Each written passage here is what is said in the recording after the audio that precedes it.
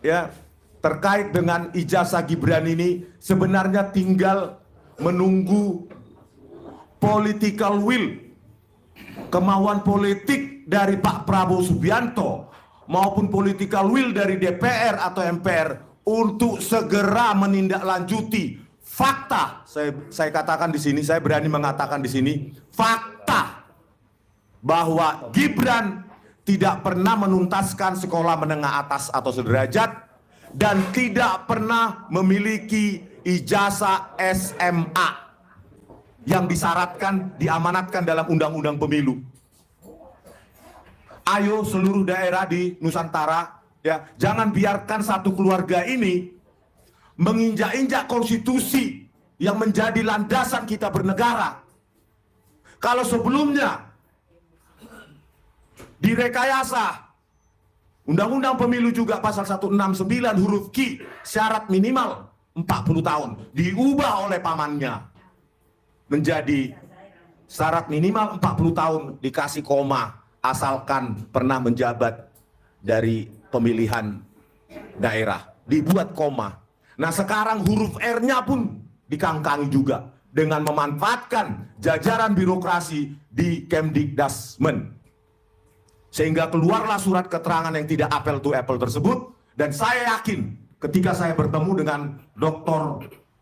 Eko Susanto yang menjadi sekretaris di Kemdikdasmen saat ini di gedung Kementerian Kemdikdasmen, saya tanyakan, apakah ada preseden atau contoh sebelumnya surat keterangan semacam ini dikeluarkan atau menjadi produk resmi dari Kemdikdasmen?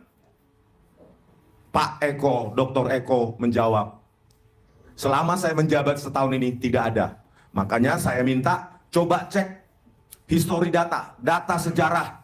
Pernah nggak semacam ini, kursus semacam ini diekivalensikan dengan SMK? Kalau tidak ada, dan saya yakin tidak pernah ada, maka ini adalah anomali.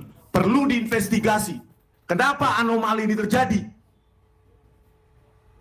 Apakah surat keterangan itu dibuat dengan prosedur normal yang berlaku di Kemdikdasmen atau ada lompatan administrasi langsung ke meja sekretaris, dapat tekanan dari kekuasaan karena bapaknya saat itu menjadi presiden? Itu perlu diinvestigasi. Oleh karena itu kami telah bersurat Senin minggu lalu, ya, kami telah bersurat secara formal lewat aktivis ARM, ya, Aliansi Rakyat Menggugat. Kami berikan waktu 2 minggu sampai Senin minggu depan agar Bapak Menteri Pendidikan Dasar dan Menengah Pak Abdul Muti untuk secara transparan, secara komprehensif, secara kajian akademik memberikan penjelasan mengapa surat keterangan itu bisa diproduksi secara resmi dari kantor Bapak, meskipun saat itu Pak Abdul Muti belum menjabat. Yang menjabat adalah Pak Muhadjir Effendi. Apakah Pak Muhadjir Effendi mengetahui persoalan itu? Karena memang urusan penyetaraan adalah urusan teknis yang hanya sampai di tingkat meja di Dirjen Dikdasmen. Ini perlu diinvestigasi. Kalau memang ditelusuri, dikaji bahwa terjadi maladministrasi, maka kami meminta kepada Pak Menteri untuk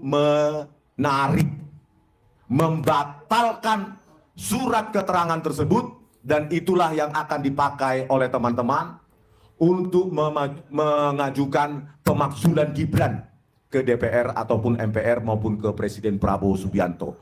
Ya, jadi ini bukan karena kebencian seperti yang sering disebarkan oleh pihak seberang, DFK katanya, ya, disinformasi, fitnah, dan kebencian. Kita based on fact, berbasis fakta yang tidak bisa mereka bantah. Oleh karena itu mereka hanya memberikan, justru menuduh disinformasi, padahal mereka lah yang menyebarkan disinformasi tersebut.